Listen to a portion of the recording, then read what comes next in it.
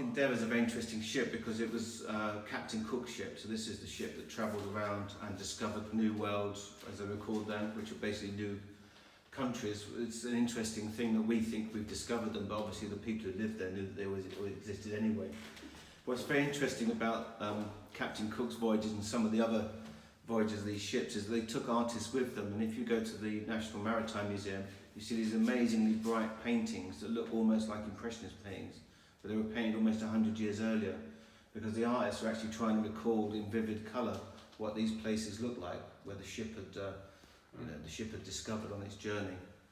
And so you end up with these very, very bright, beautifully coloured paintings, which would not have been to Victorian or Georgian tastes at all. They would have seemed rather too bright, too garish. They were actually very, very good interpretations of the environment and the landscape that they had discovered on their journey.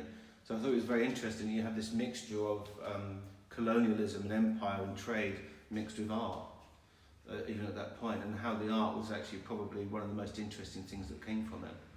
But we only really think of these paintings of these huge sailing ships. People very rarely ever think of all the wonderful topographical paintings that were made by the artists that sailed on these ships and we were recorded to send back to England.